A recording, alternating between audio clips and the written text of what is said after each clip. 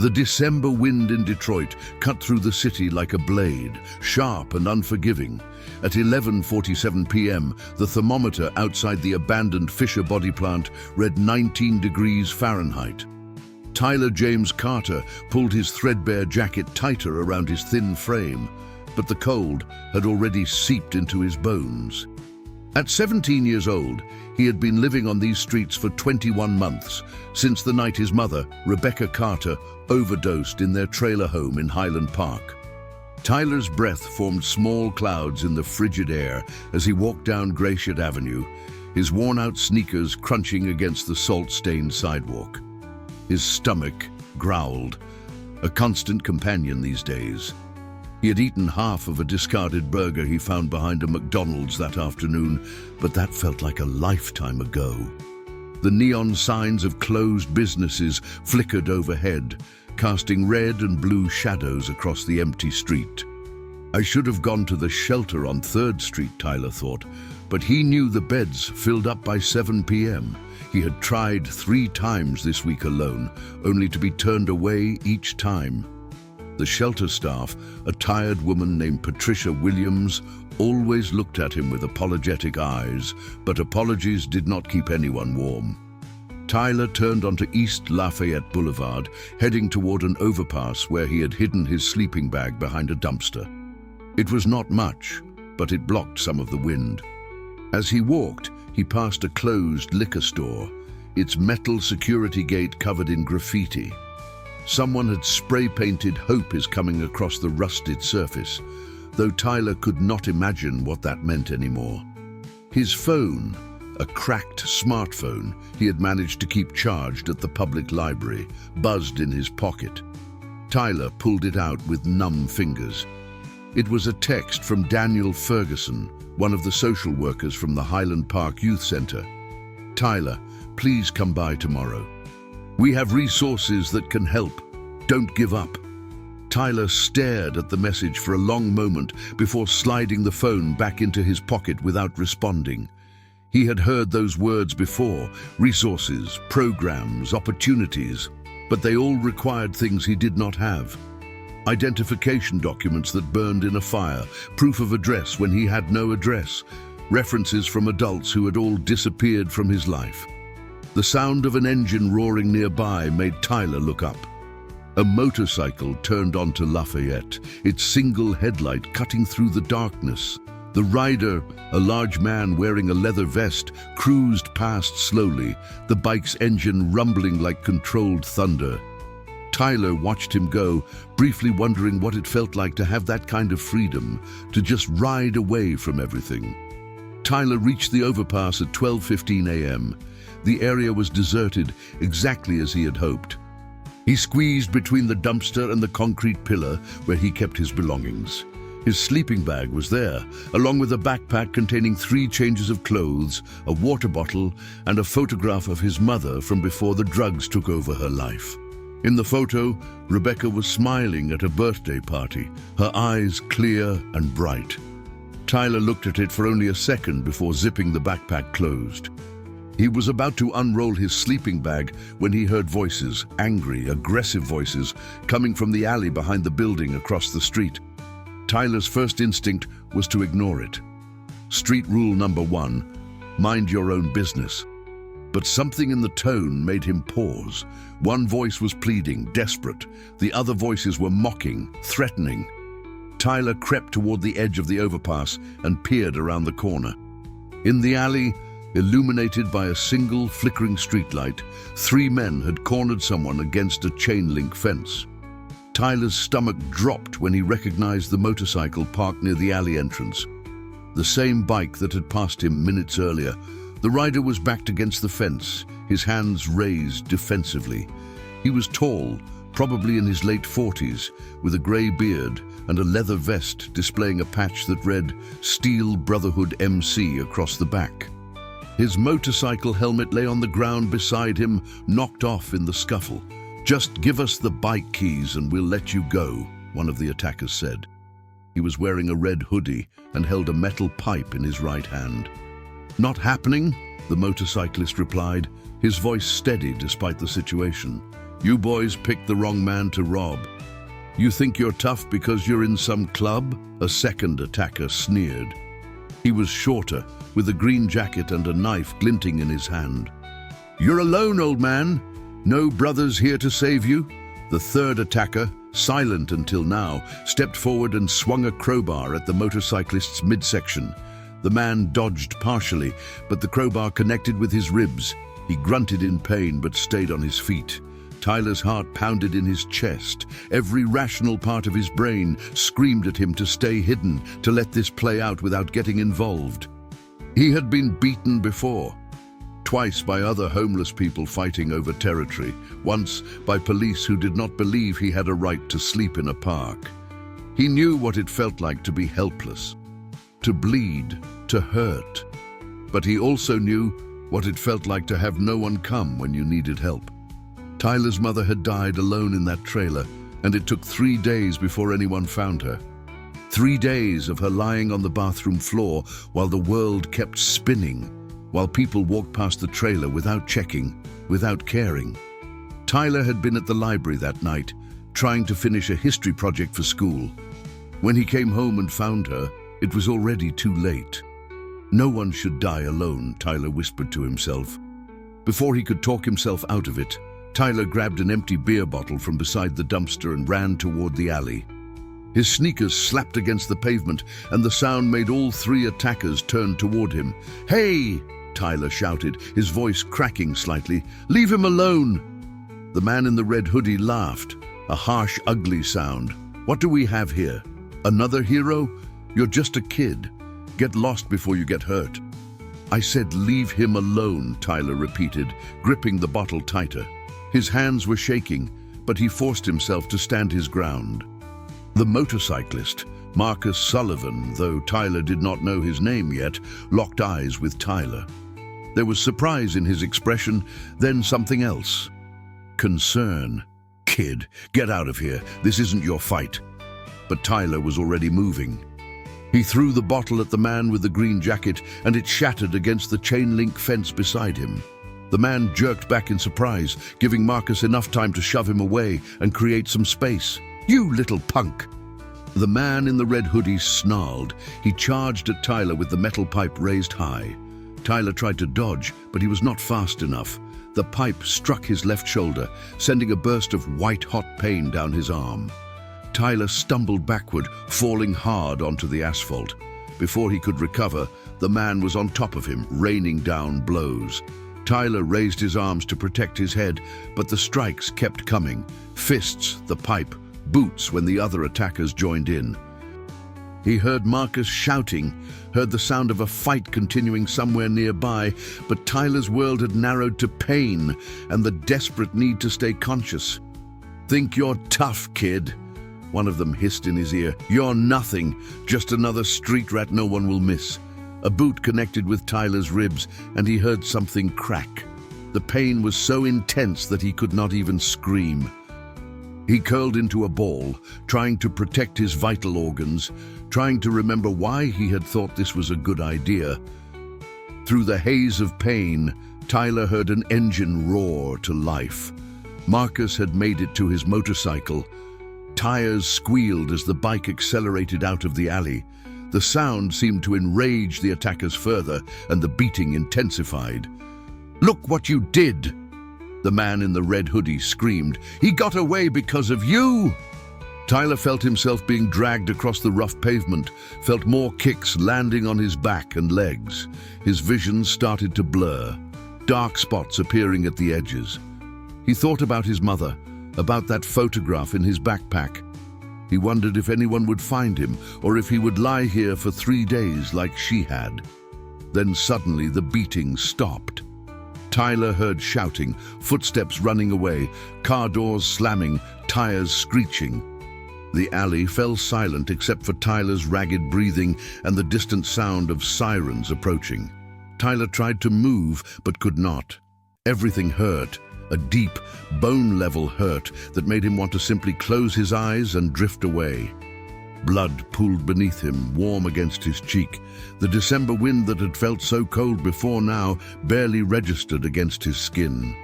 The last thing Tyler heard before losing consciousness was the rumble of multiple motorcycle engines approaching, getting louder and closer, like thunder rolling across the frozen Detroit night. Marcus "Reaper" Sullivan's hands were still shaking when he burst through the doors of the Steel Brotherhood MC clubhouse on Harper Avenue. Blood dripped from a cut above his left eye, and his ribs screamed with every breath, but he ignored the pain. The clubhouse, a converted warehouse with motorcycles parked in neat rows, and the Steel Brotherhood emblem painted 15 feet high on the back wall, erupted into activity the moment he entered. Reaper. Jesus Christ, what happened? The voice belonged to Vincent "Hawk" Morrison, the club's vice president and Marcus's best friend for 27 years. Hawk was across the room in 3 strides, his weathered face creased with concern. "Got jumped by 3 guys in an alley off Lafayette," Marcus said, his voice rough. "But listen, Hawk, there's a kid, a street kid who saved my life. He's back there and they're beating him to death because I got away. We need to move now." The room fell silent. 12 members of the Steel Brotherhood MC had been gathered for their weekly Thursday meeting. The mandatory gathering where club business was discussed, where brotherhood was reinforced. Now they all stared at Marcus, waiting for orders. Marcus pulled out his phone with bloody fingers and dialed 911. "Yes, I need an ambulance at the alley behind 2847 East Lafayette Boulevard. There's a teenage boy who's been severely beaten. Send police too. 3 attackers, possibly armed." He provided his name and hung up before the dispatcher could ask more questions. "Gear up," Marcus commanded. "Everyone rides. We're going back for that kid." No one questioned the order. Within 90 seconds, 12 motorcycles roared to life in the parking lot. The night air filled with the distinctive sound of Harley-Davidson engines, a sound that made windows rattle in buildings 3 blocks away. Marcus led the formation, his V-rod muscles screaming down Harper Avenue at 70 miles per hour. Pain lanced through his ribs with every bump in the road, but he gritted his teeth and kept the throttle open. Behind him, the rest of the Steel Brotherhood followed in tight formation.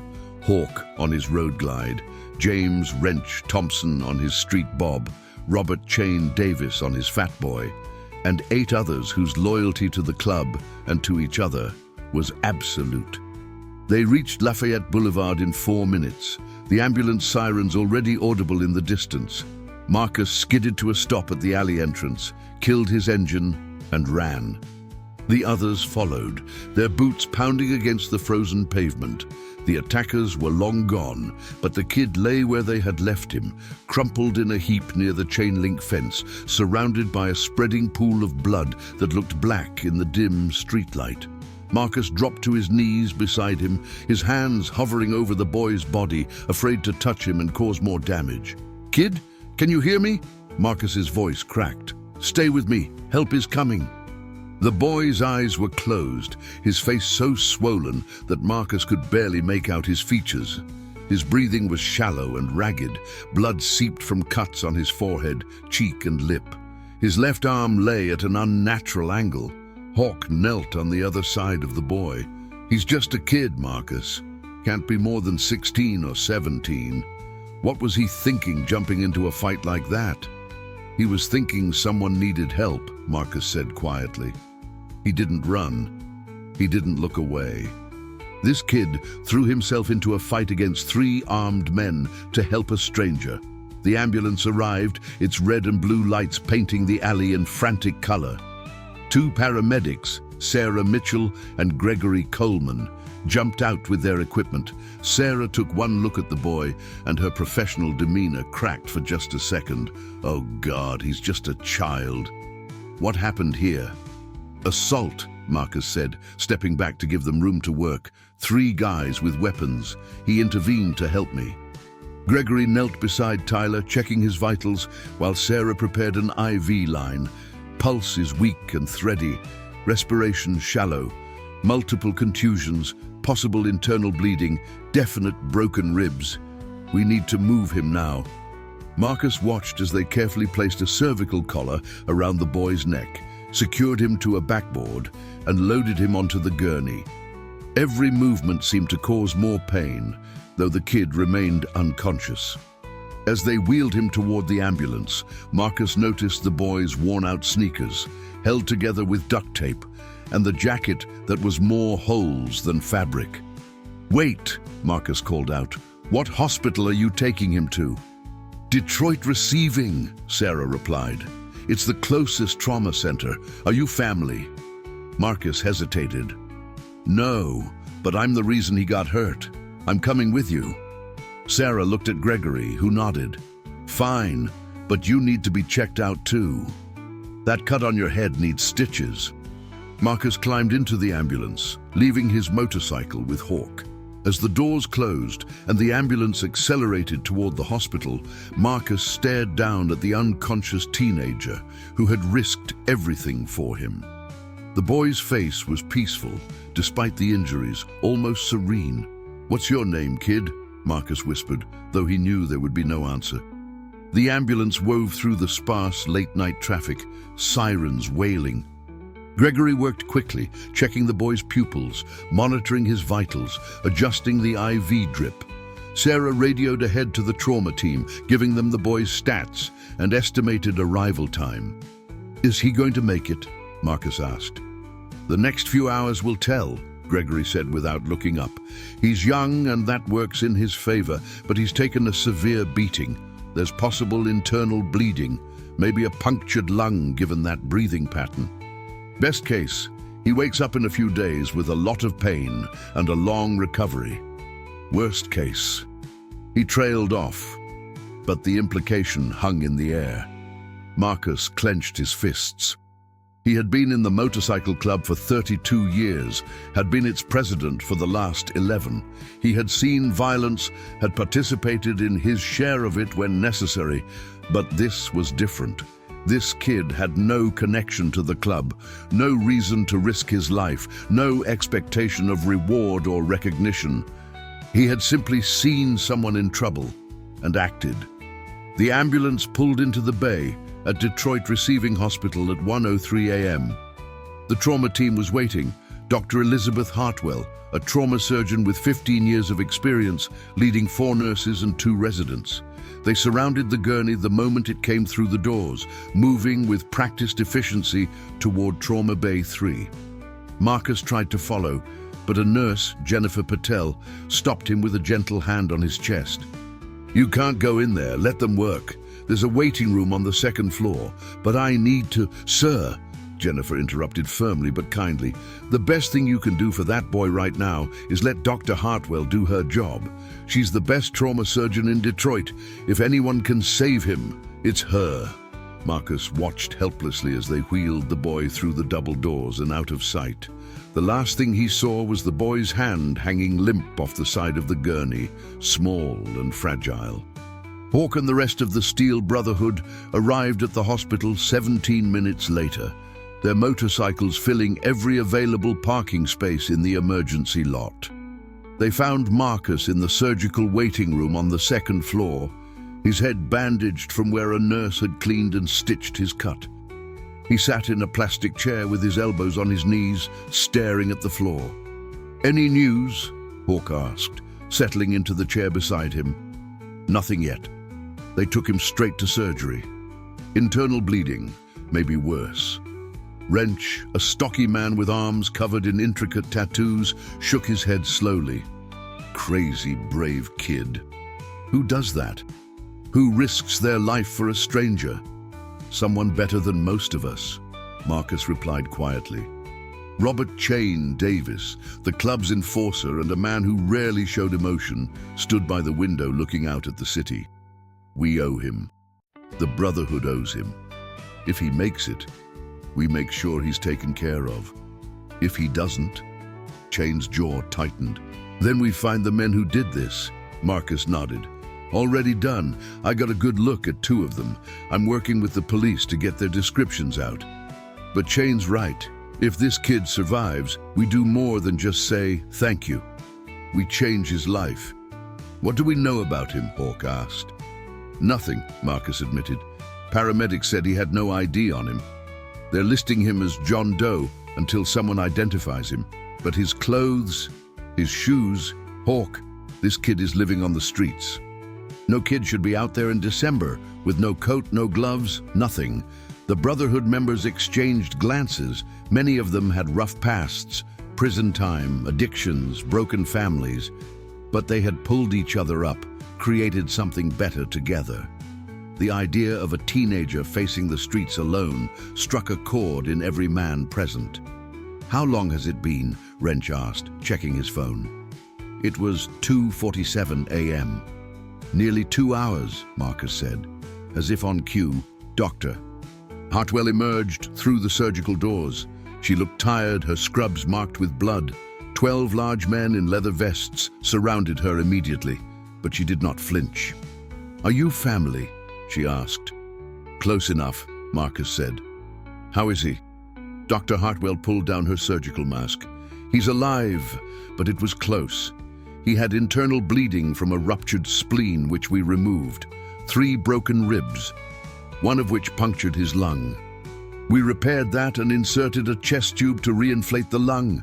He also has a fractured left ulna, multiple contusions, and a concussion. The next 72 hours are critical." "But he'll make it?" Hawk pressed. "If he doesn't develop complications, infection, pneumonia, organ failure, then yes, he should recover. But it will take months, and he'll need extensive care and physical therapy." "Whatever he needs," Marcus said firmly, "we'll make sure he gets it." "What room is he in?" "ICU, room 417. But he's unconscious and will be for at least another 12 to 18 hours. Only 2 visitors at a time, and only for 15 minutes each hour." Marcus and Hawk went up first. ICU room 417 was small and sterile, dominated by machines that beeped and hissed. The boy lay in the bed, dwarfed by equipment. An oxygen mask covered his nose and mouth, IVs ran to both arms, and monitors tracked his heart rate, blood pressure, and oxygen levels.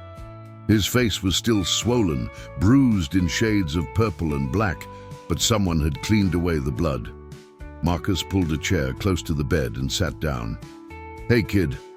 I don't know if you can hear me, but I'm Marcus Sullivan. You saved my life tonight.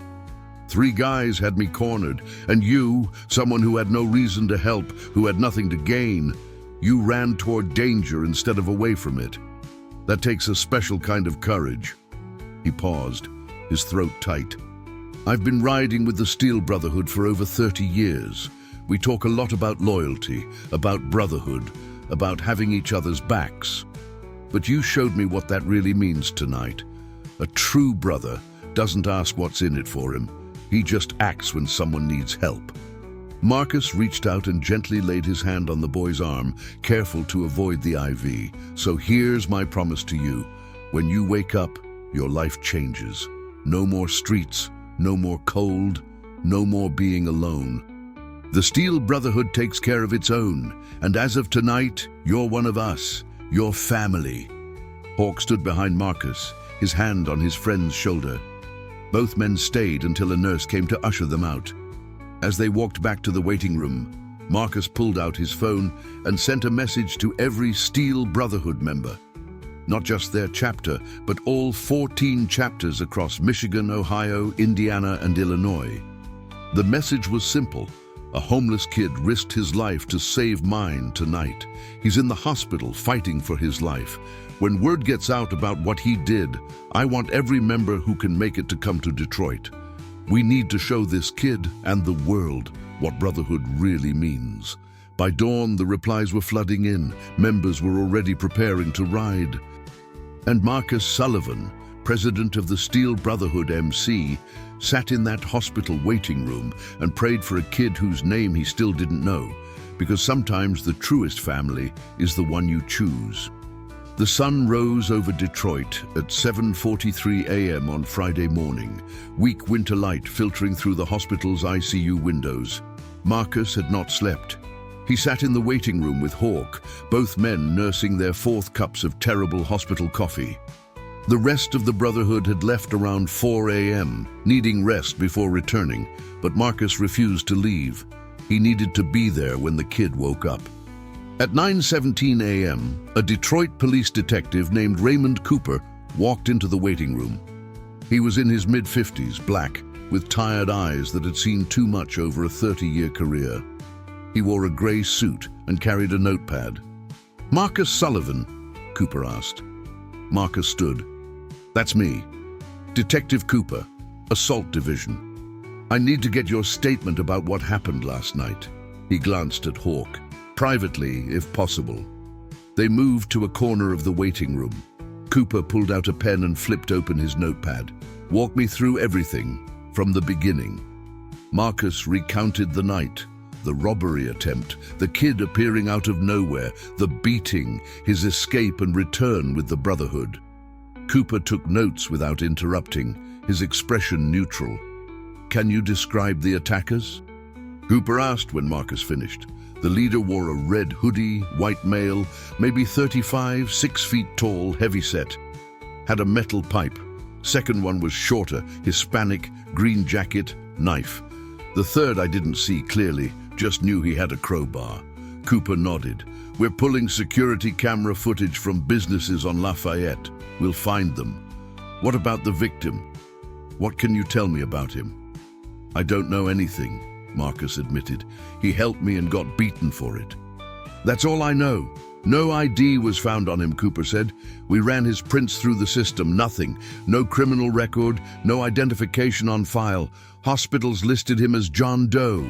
Without someone who can identify him, we're stuck." Marcus felt a knot form in his stomach. "So nobody knows who he is? No family looking for him?" "Not that we can find.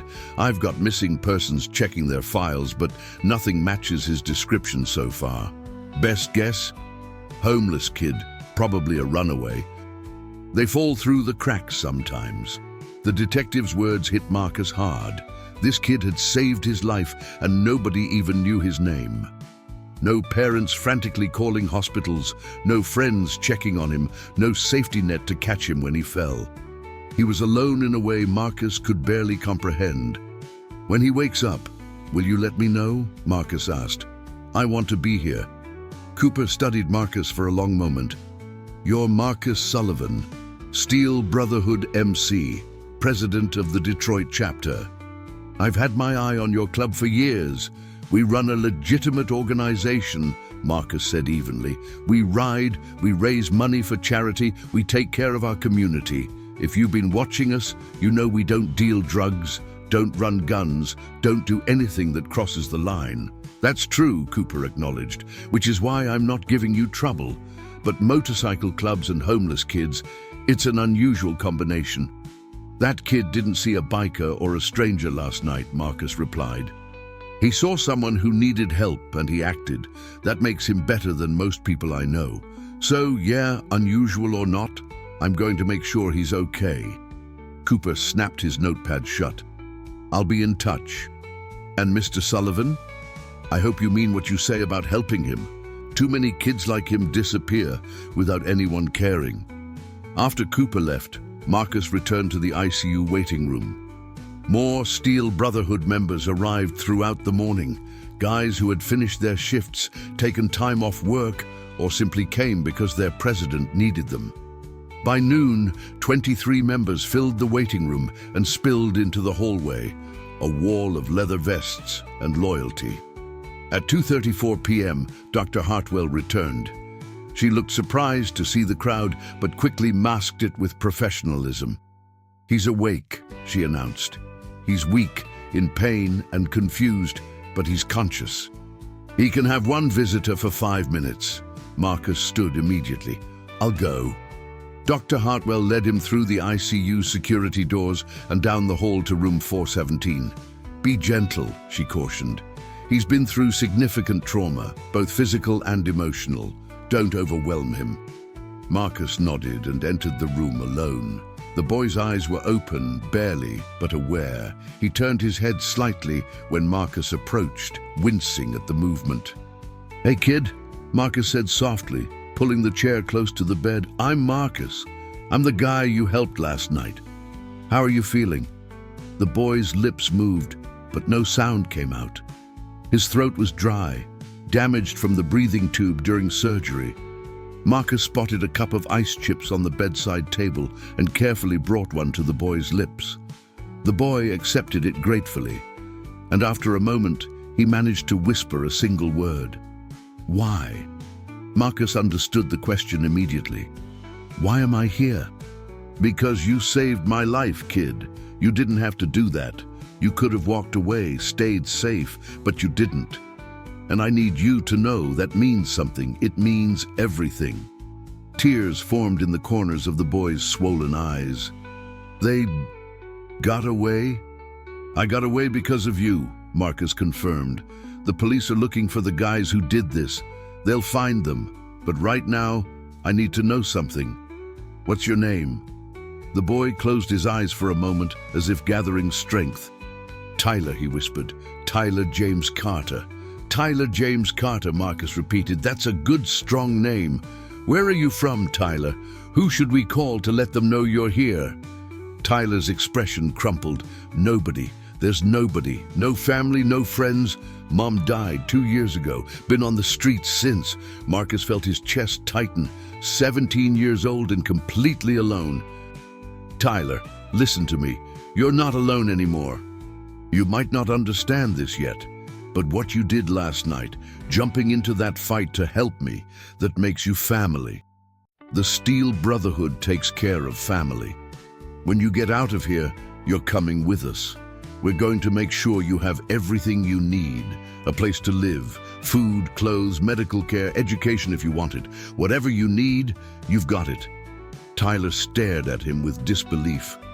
Why would you do that? You don't even know me. I know enough, Marcus said firmly. I know you're brave. I know you're selfless. I know you have the kind of character that most people spend their whole lives trying to develop. That's all I need to know. A nurse appeared in the doorway. Time's up. He needs to rest. Marcus stood but leaned close to Tyler first. I'm not going anywhere, Tyler. When you wake up next, I'll still be here. And so will a lot of other people who are grateful you exist. Get some rest, brother. As Marcus left the room, Tyler whispered something so quietly that Marcus almost missed it. Thank you. Marcus returned to the waiting room, where 24 expectant faces turned toward him. His name is Tyler James Carter. He's 17, been homeless for 2 years since his mother died. He has no family, no support system, nothing. He's alone. Not anymore, he's not, Hawk said firmly, and every man in that hallway nodded agreement. Marcus pulled out his phone and sent an updated message to the entire Steel Brotherhood network. His name is Tyler James Carter, 17 years old, homeless for 2 years, no family. He risked his life for me, for a stranger. When he gets out of the hospital, he gets a new start. But I need your help to show him what brotherhood really means. If you can come to Detroit, come. Let's show this kid that he matters. The responses came within minutes. Members from Chicago said they would arrive by evening.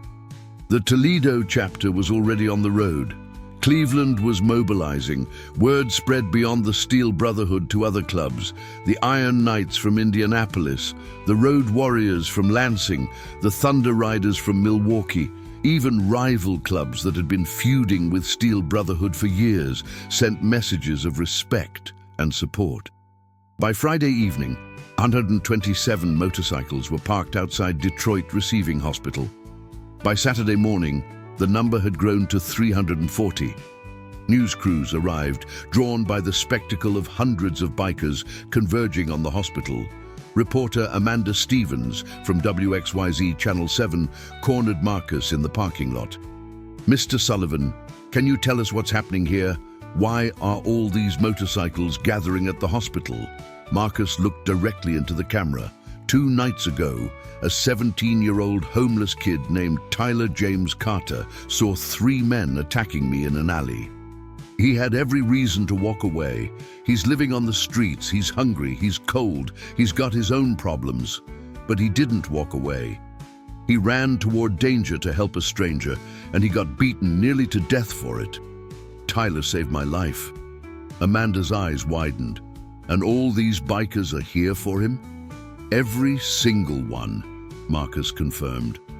Word got out about what Tyler did, and riders from 6 states dropped everything to come here. We're here to show Tyler that his courage matters, that he matters. Too many people ignore kids like him, treat them like they're invisible. Well, Tyler's not invisible, not to us, not anymore. The interview aired that evening on the 6 o'clock news. By Sunday morning, it had gone viral. Social media exploded with the hashtag #TylerStrong. People from across the country started calling the hospital, asking how they could help. Donations poured into a GoFundMe account that Hawk set up without asking permission. $50,000 in the first 24 hours, $200,000 by Monday morning. Detective Cooper visited Marcus again on Sunday afternoon. "We arrested 2 of the suspects," he reported.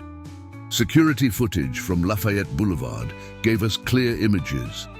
Trevor Hughes and Miguel Diaz. Both have priors for assault and robbery. We're still looking for the 3rd guy, but we'll get him. "Good," Marcus said. "Make sure they know what they did. They didn't just assault some random kid. They attacked someone who was trying to help. They attacked a brother." By Monday morning, more than 1,000 motorcycles surrounded Detroit Receiving Hospital. The parking lot overflowed, spilling onto side streets for 3 blocks in every direction. Police had to direct traffic. The hospital administration was overwhelmed but moved by the show of support. Tyler woke up Monday afternoon to find Marcus sitting beside his bed again, exactly where he promised he would be. This time Tyler was stronger, more alert. He could speak without pain, though his voice was still rough. "They say 1,000 motorcycles are outside," Tyler whispered. "Is that true?" 1,047. "As of an hour ago," Marcus replied with a smile. "And they're all here because of you, Tyler. They heard what you did, and they wanted to be here to say thank you, to show you that you're not alone, that you matter." Tyler turned his face away, and Marcus saw tears streaming down his bruised cheeks. "I don't understand. I didn't do anything special."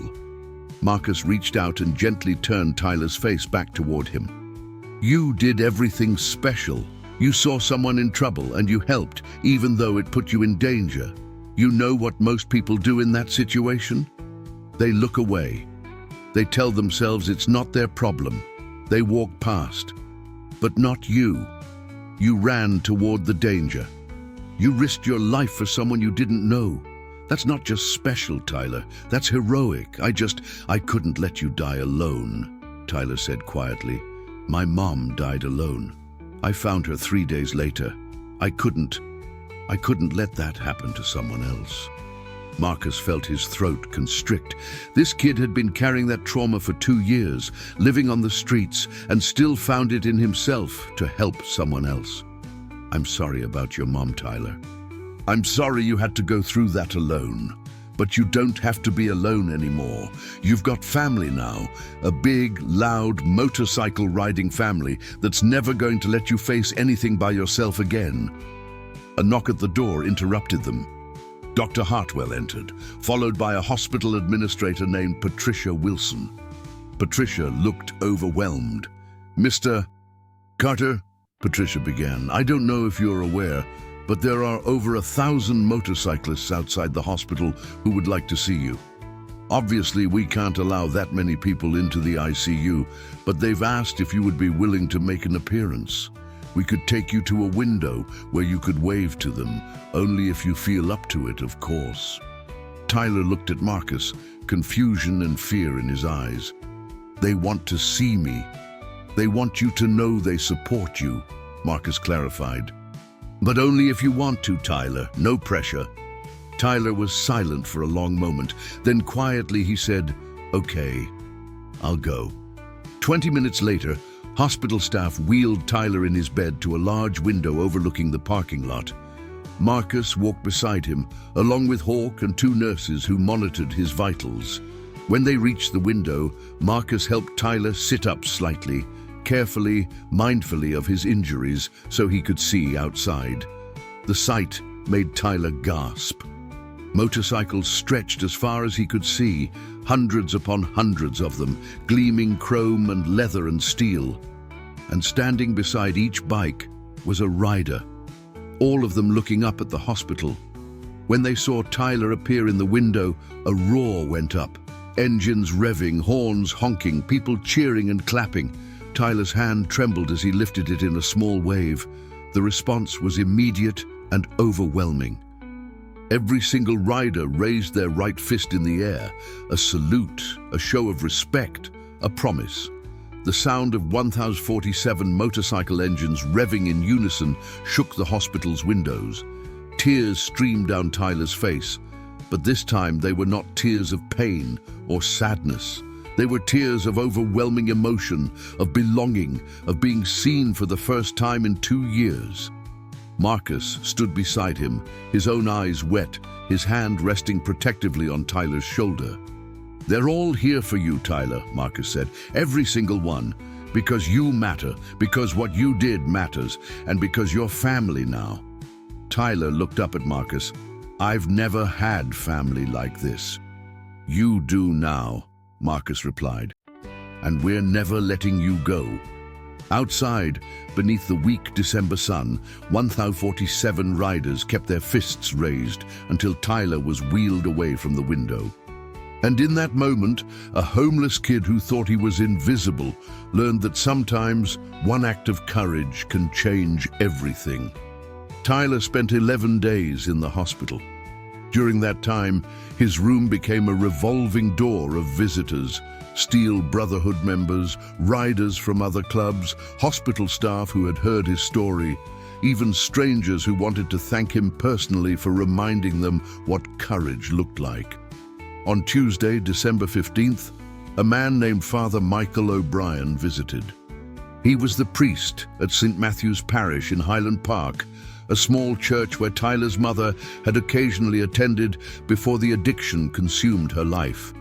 Father O'Brien was in his 60s with kind eyes and weathered hands. "Tyler," Father O'Brien began, settling into the chair beside the bed, "I didn't know your mother well, but I remember her, Rebecca Carter. She came to services sometimes, always sat in the back pew. She carried a lot of pain, that one. But she also carried love for you. She talked about you whenever we spoke." Tyler's eyes filled with tears. "I didn't know she went to church. Not often, but enough that I remember. She was trying, Tyler. Trying to get clean, trying to be the mother you deserved. Addiction is a powerful enemy and it won the battle. But that doesn't mean she didn't love you. That doesn't mean she didn't fight." "I miss her," Tyler whispered. "Of course you do, and you'll miss her for the rest of your life. But Tyler, you've been given a second chance, a chance to honor her memory by living a good life, by being the person she hoped you'd become.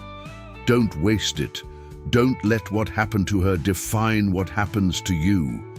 After Father O'Brien left, Tyler stared at the ceiling for a long time, thinking about his mother, about second chances, about the strange twist of fate that had led him from a freezing alley to a hospital bed surrounded by more support than he had ever known. On Wednesday, Amanda Stevens from WXYZ returned with a camera crew. She had asked permission through Marcus to do a full interview with Tyler. Initially, Tyler had refused. The idea of being on TV terrified him. But Marcus had encouraged him to do it. "Your story matters, Tyler. There are other kids out there living on the streets, thinking they're alone, thinking nobody cares. If you tell your story, maybe it helps them. Maybe it inspires someone to reach out to help. Maybe it saves a life." So Tyler agreed. The interview took place in his hospital room, with Marcus standing just off camera for support. Amanda was gentle, professional, and respectful. "Tyler, can you tell us about the night you helped Marcus?" Tyler spoke slowly at first, his voice still rough but growing stronger. "I was heading to my sleeping spot under the overpass. I heard shouting in the alley, someone in trouble. I knew I should probably walk away. That's the rule on the streets. Mind your business, stay out of trouble, but I couldn't do it. I couldn't just let someone get hurt if I could stop it. You knew you could get hurt? Yeah, I knew. But my mom died alone, and nobody helped her. Nobody even checked on her for 3 days. I didn't want that to happen to anyone else. Even if it meant I got hurt, at least he wouldn't be alone.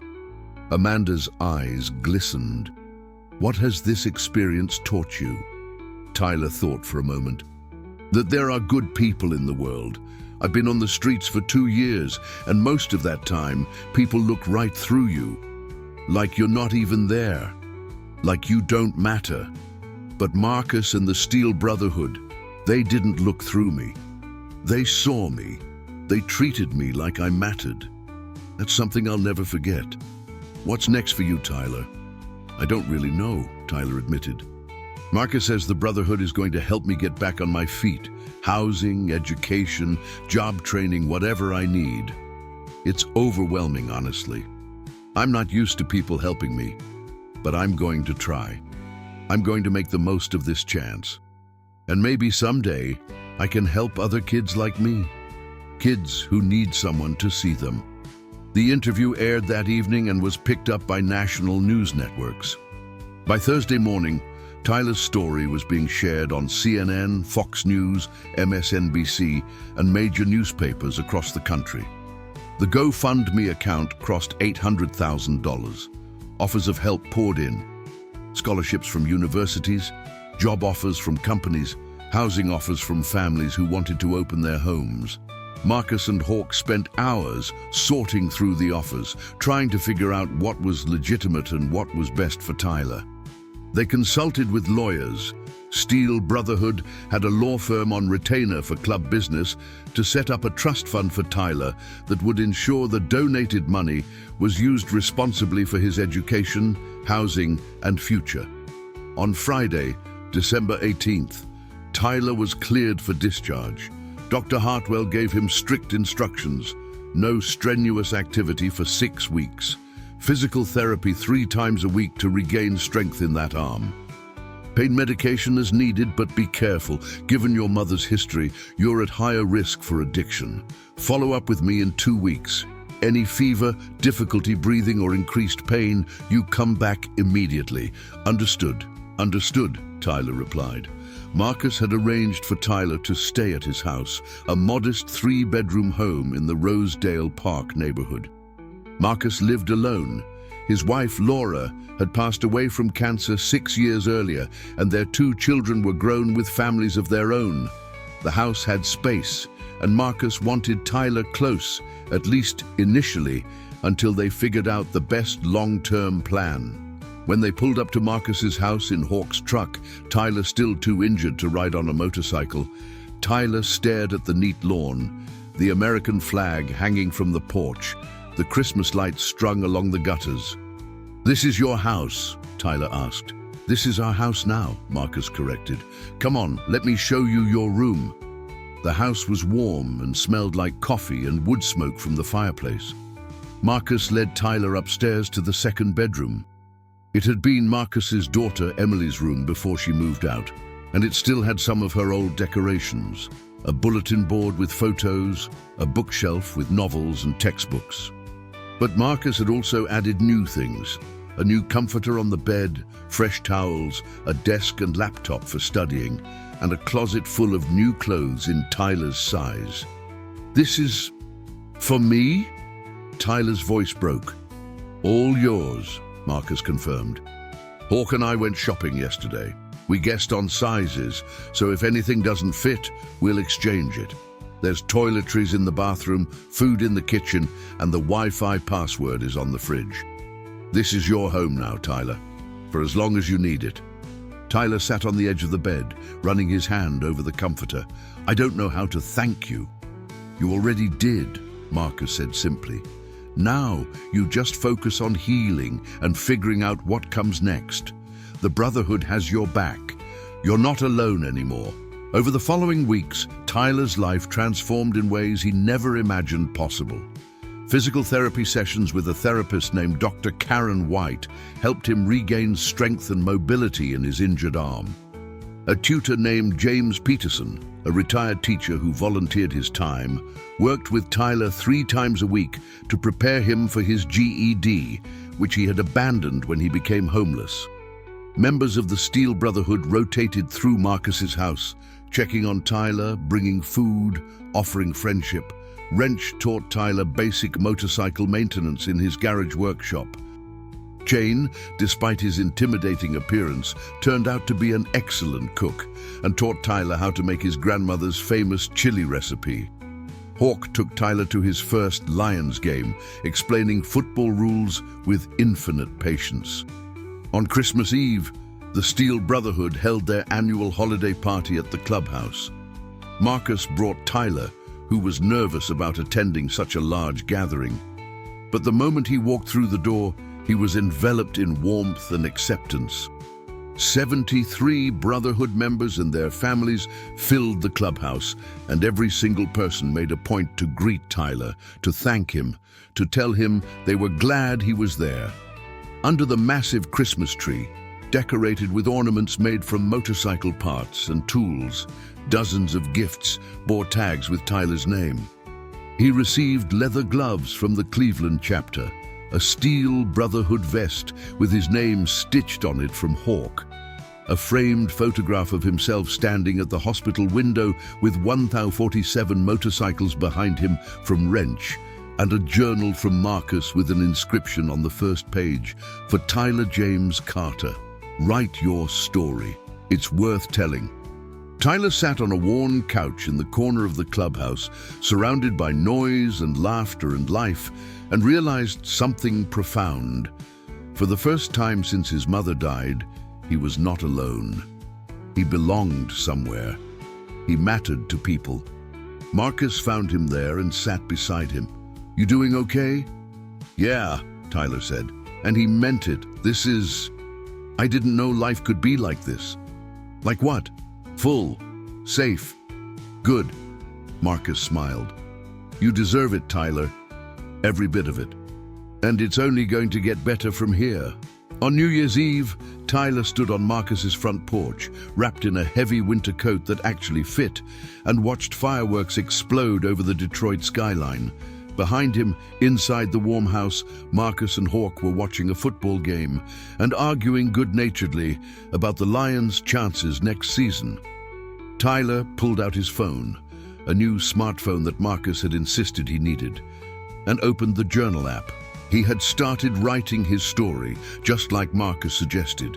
He wrote about his mother, about the streets, about the night in the alley, about waking up to 1,000 motorcycles and a new family. But tonight, he wanted to write about something different. He wanted to write about hope. "Hope is a strange thing," Tyler typed. "I thought I'd lost it forever when my mom died. I thought it died in that trailer in Highland Park, that it froze on the streets during those long winter nights. But I was wrong. Hope didn't die, it just waited. It waited for the right moment to come back, for a moment when I was brave enough to act, when I was broken enough to accept help, when I was ready to believe that life could be more than just surviving. I saved Marcus's life in that alley, but really we saved each other.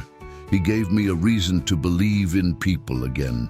He showed me that family isn't just about blood, it's about choice, and he chose me. The Steel Brotherhood chose me.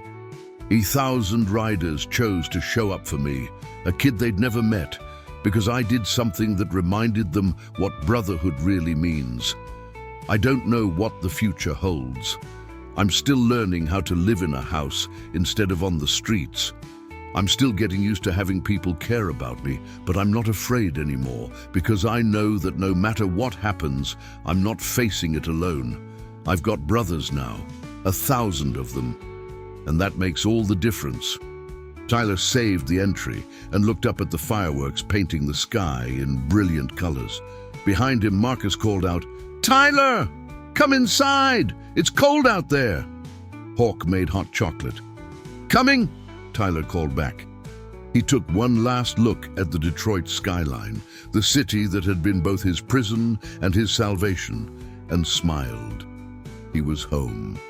6 months after the night in the alley, Tyler James Carter stood in front of 47 people in the community room of the Cass Community Social Services building in downtown Detroit. It was a warm June evening, and through the windows he could see the sun setting over the city. He wore jeans, a button-down shirt, and his Steel Brotherhood vest, a symbol that he had been officially accepted as a prospect member, the first step toward full membership in the club. The 47 people in the audience were homeless youth, ages 14 to 21, who had come to hear Tyler speak. The event had been organized by the Steel Brotherhood in partnership with Cass Community Social Services, a non-profit dedicated to helping Detroit's homeless population. It was part of a new initiative that Tyler and Marcus had launched together, Second Chances Detroit, a program providing housing, job training, and support services to homeless youth. Tyler's hands trembled slightly as he gripped the microphone. Public speaking still terrified him, but Marcus had encouraged him to share his story as often as possible. "You have something that can help people, Tyler. Don't keep it to yourself." "Hi," Tyler began, his voice echoing slightly in the room. "My name is Tyler James Carter.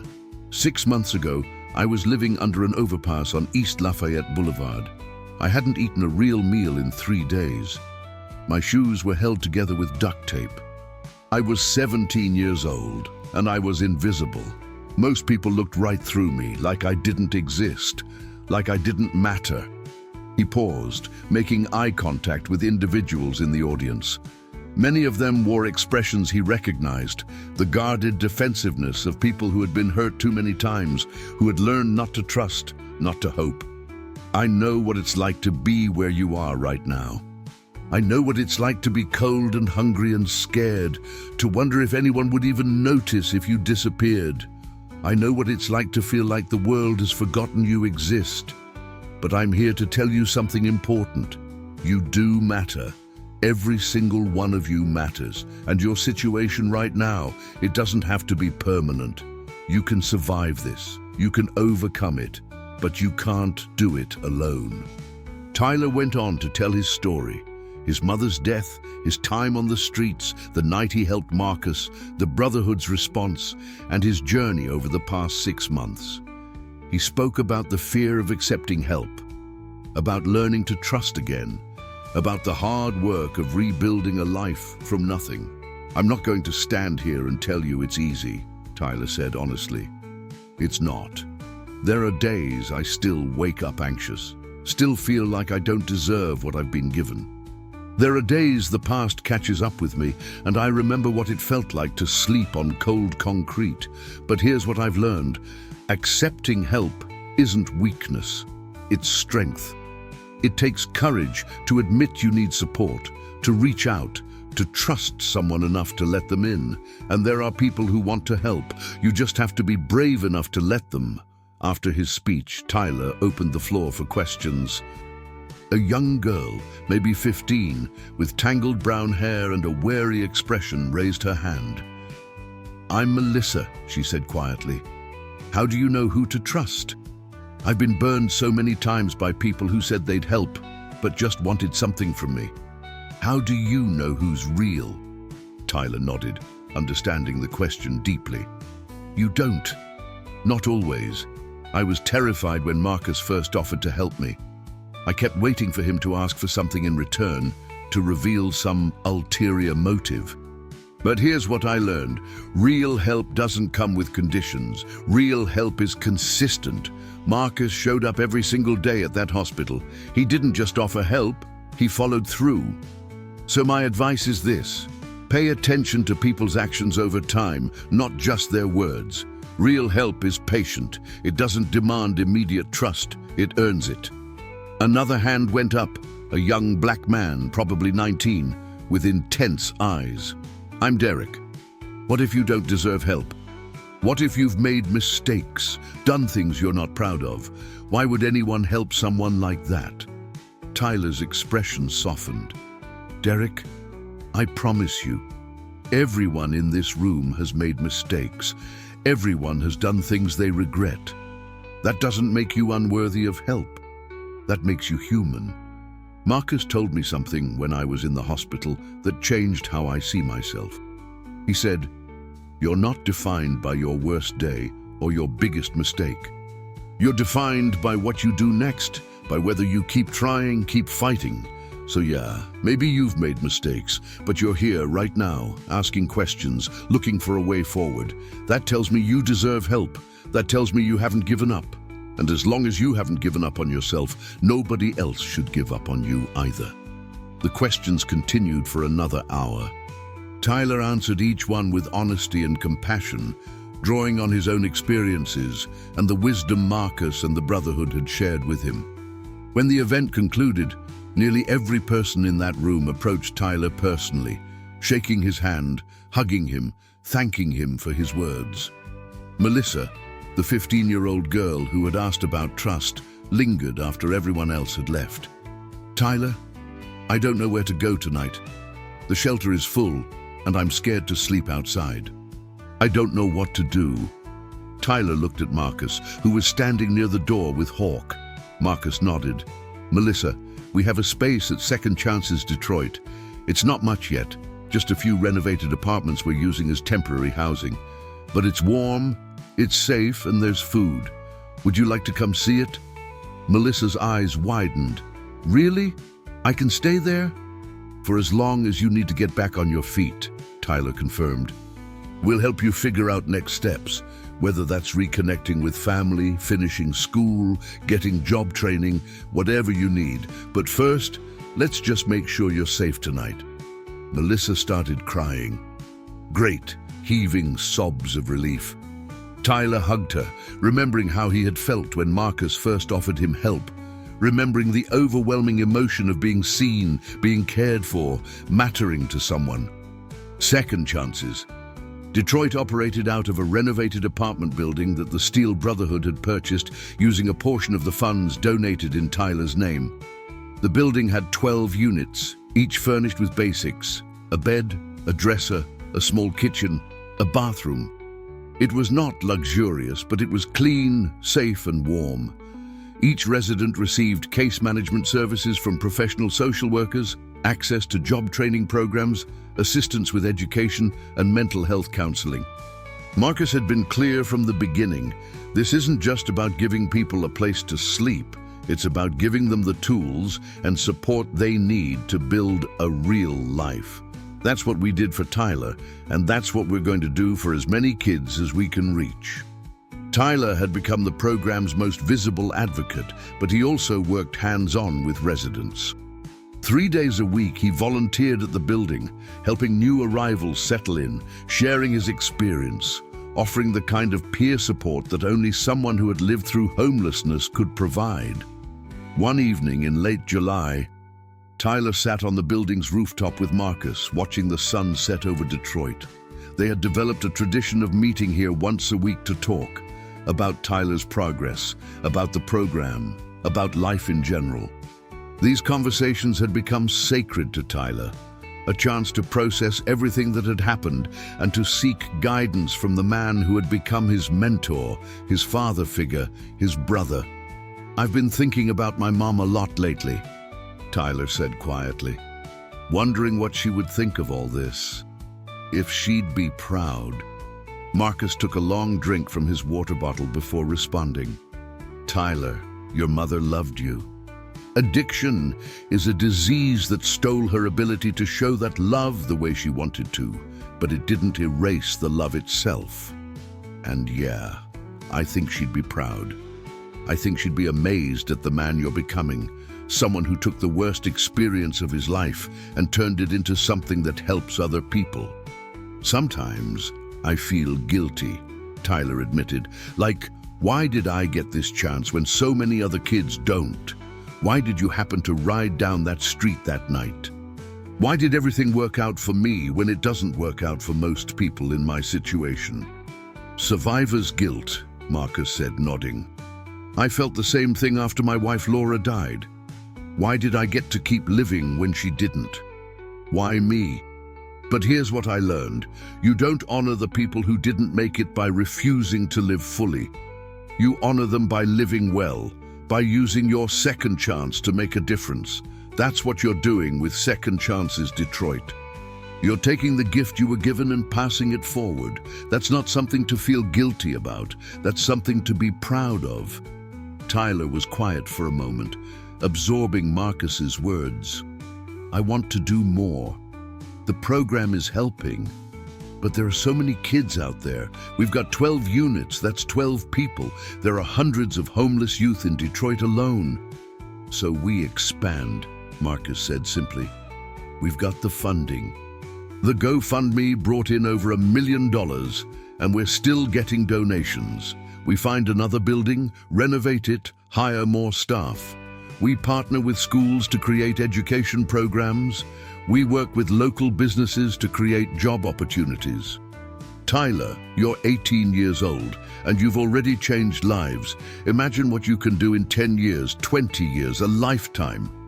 You really think we can do that? Make a real difference? Marcus turned to look at Tyler directly.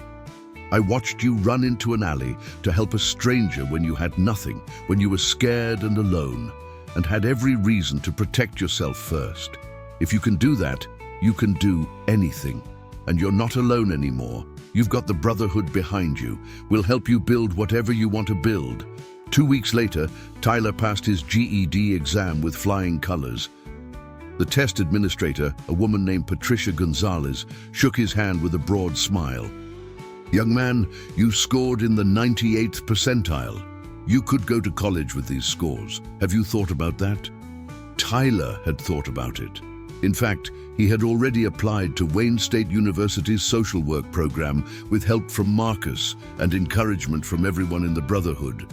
When the acceptance letter arrived in August, Tyler sat at Marcus's kitchen table and read it 3 times to make sure it was real. I got in, he whispered, looking up at Marcus with disbelief. Full scholarship based on my GED scores and my story. I start in the fall. Marcus grabbed Tyler in a bear hug, lifting him off the ground despite his still healing ribs. I knew you would. Damn, Tyler, I'm so proud of you. That evening, the entire Steel Brotherhood Detroit chapter gathered at the clubhouse for an impromptu celebration. 78 members and their families filled the space, raising glasses of beer and soda to toast Tyler's achievement. Wrench made a speech, rambling and emotional, about watching Tyler transform from a scared, injured kid in a hospital bed to a young man with a future. Chain, who rarely showed emotion, pulled Tyler aside and said simply, "Your mom would be proud." Hell, we're all proud. Tyler's first day at Wayne State University was September 1st. Marcus drove him to campus, helped him carry his books to the social work department, and walked him to his first class. Before Tyler went in, Marcus put a hand on his shoulder. Remember, you belong here. You earned this. If anyone makes you feel otherwise, you call me, and I'll remind them who you are. You're Tyler James Carter. You're a brother of the Steel Brotherhood. You're a survivor. You're a hero. And you're going to help more people than you can possibly imagine. Now go learn everything you can. Tyler took a deep breath and walked into the classroom. The other students glanced at him, at his leather vest with the Steel Brotherhood patch, at the scars on his face that had faded but were still visible, at the confident way he carried himself despite his youth. He found a seat near the front and pulled out his notebook. The professor, Dr. Angela Martinez, a woman in her 50s with gray-streaked hair and warm eyes, smiled at the class. Welcome to Introduction to Social Work. I'm Dr. Martinez, and this semester we're going to explore what it means to help people, to advocate for those who don't have a voice, to be a force for positive change in our communities. Some of you may already have personal experience with the systems we'll study. Those experiences are valuable. Don't hesitate to share them. Tyler raised his hand. Dr. Martinez. I'm Tyler Carter. I was homeless for 2 years. I've experienced firsthand how social services can fail people, but also how they can save people. I'm here because I want to understand the system better so I can help fix it. Dr. Martinez's expression shifted from professional friendliness to genuine interest. Tyler Carter, I've heard your story, the young man who helped the Motorcyclist and started Second Chances Detroit, correct? Yes, ma'am. Welcome to the program, Tyler. I think you're going to bring a valuable perspective to our discussions, and I think you're exactly the kind of person this field needs. Over the following months, Tyler excelled in his classes. He studied theories of social work, learned about policy and advocacy, explored the psychological aspects of trauma and recovery. But his real education happened in the field. He continued working with Second Chances Detroit, applying what he learned in class to real-world situations. In October, Second Chances Detroit opened its second building, a renovated warehouse with 24 units. The grand opening was attended by the mayor of Detroit, representatives from multiple social service agencies, hundreds of Steel Brotherhood members from across the country, and media outlets that had followed Tyler's story from the beginning. Tyler gave a speech at the opening, standing on a small stage in front of the building. He wore a suit Marcus had insisted he buy for occasions like this, though he kept his Steel Brotherhood vest on over it, a symbol of where he came from and who stood behind him. When I was living on the streets, I used to walk past buildings like this and wonder what it would be like to have a place to call home, to have a door I could lock, a bed that was mine, a space where I felt safe. Today, we're opening that space for 24 people who need it. But more than that, we're opening a door to a future where no one has to face homelessness alone, where every young person knows that someone cares, that someone sees them, that someone believes they deserve better. I didn't survive my experience alone. I survived because one man, Marcus Sullivan, decided I was worth saving. And then 1,000 more people decided the same thing. They showed up for me. They invested in me. They believed in me when I couldn't believe in myself. Second Chances. Detroit is about doing that for others. It's about showing up. It's about investing in people. It's about believing that everyone deserves a second chance. The crowd erupted in applause. Tyler caught Marcus's eye in the front row. Marcus was crying, not ashamed, not hiding it, just openly emotional and proud. Beside him stood Hawk, Wrench, Chain, and dozens of other Brotherhood members, all of them clapping, all of them radiating support and pride. After the ceremony, a woman approached Tyler. She was in her early 40s, well-dressed, with kind eyes and a professional demeanor. Tyler, my name is Jennifer Washington. I'm the director of the Michigan Youth Advocacy Coalition. I've been following your story and the work you're doing with Second Chances Detroit. I'd like to talk to you about expanding this model statewide. Would you be interested in a meeting? Tyler looked at Marcus, who had walked up beside him. Marcus nodded encouragingly. I'd be very interested, Tyler said. 6 months later, in April, Tyler stood before the Michigan State Legislature's Committee on Families, Children, and Seniors. He was there to testify in support of a bill that would increase funding for homeless youth services and create a statewide network of programs modeled after Second Chances Detroit. Members of the committee, Tyler began, his voice steady and strong. My name is Tyler James Carter. When I was 15 years old, my mother died from a drug overdose. I became homeless. For 2 years, I lived on the streets of Detroit. I was hungry, I was cold, I was scared, and I was invisible. The systems that were supposed to help me failed, not because people didn't care, but because those systems were underfunded, overwhelmed, and unable to meet the needs of kids like me. But I was lucky. I got a second chance because of one act of courage and the kindness of strangers who became family. Not every kid gets that chance, but every kid deserves it. The bill before you today would provide funding for programs that offer more than just shelter. They offer support, education, job training, counseling, and most importantly, hope. I'm asking you to invest in Michigan's youth. I'm asking you to give other kids the same chance I was given, because I promise you, if you do, they will prove themselves worth it. They will become college students, business owners, parents, leaders. They will become contributors to society instead of casualties of circumstance. Please vote yes on this bill. Please help us create a Michigan where no child faces homelessness alone. The committee gave Tyler a standing ovation. The bill passed unanimously. By the time Tyler turned 19 in August, Second Chances Detroit had expanded to 4 buildings with a total of 68 units. They had helped 143 young people get off the streets, and of those, 89 had either returned to school, completed job training programs, or secured stable employment. The program's success rate was remarkable, and it had become a national model for homeless youth services.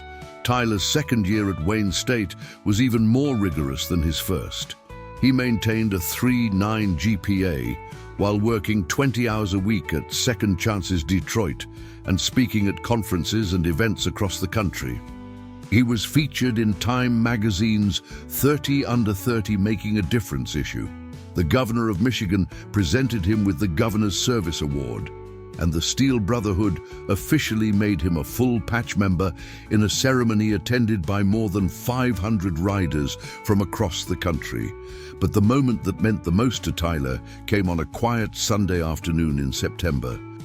He was visiting the Highland Park Cemetery, standing at his mother's grave, something he did once a month to talk to her, to update her on his life, to tell her he was okay. "Hi, Mom," Tyler said, kneeling beside the simple headstone that the Brotherhood had purchased and installed for her. "It's been a crazy year. I'm in college now, studying social work. Can you believe that? Me in college. I'm also helping run a program that's getting kids off the streets. We've helped over 100 people so far. And Mom, I'm happy, really, genuinely happy. I have a family, Marcus and the Brotherhood. I have a purpose. I have a future." Tyler paused, his throat tight with emotion. "I'm not angry at you anymore. I was for a long time. Angry that you left, angry that you chose drugs over me. But I understand now that it wasn't a choice. It was a disease. And I understand that you loved me even when the addiction made it impossible for you to show it. I forgive you, Mom. And I hope wherever you are, you can see what I'm doing. I hope you know that I'm going to spend my life helping people the way I wished someone could have helped you." A hand landed gently on Tyler's shoulder. He looked up to find Marcus standing there, having followed him to the cemetery like he sometimes did, not intruding, just being present in case Tyler needed him. "She knows," Marcus said quietly. "She knows, and she's proud." Tyler stood and hugged Marcus, this man who had become his father, his mentor, his brother, his savior. "Thank you," Tyler whispered, "for everything, for seeing me when I was invisible, for believing in me when I couldn't believe in myself, for giving me a family, for giving me a life. You saved me first, remember?" Marcus replied. "Everything that came after, that was just me returning the favor. And Tyler, you've more than paid that debt. You've taken what we gave you and multiplied it 100 times over. You've saved more lives than just mine, and you're just getting started." They stood together in the quiet cemetery, surrounded by the memories of those who had passed and the promise of all that was still to come. Tyler thought about the kid he had been, cold, scared, alone, invisible. And he thought about the man he was becoming, strong, purposeful, surrounded by love, making a difference. The journey from that frozen alley to this moment had been long and painful and beautiful. It had taught him that courage comes in many forms. Sometimes it's running toward danger to help a stranger, and sometimes it's accepting help when you've spent so long believing you don't deserve it.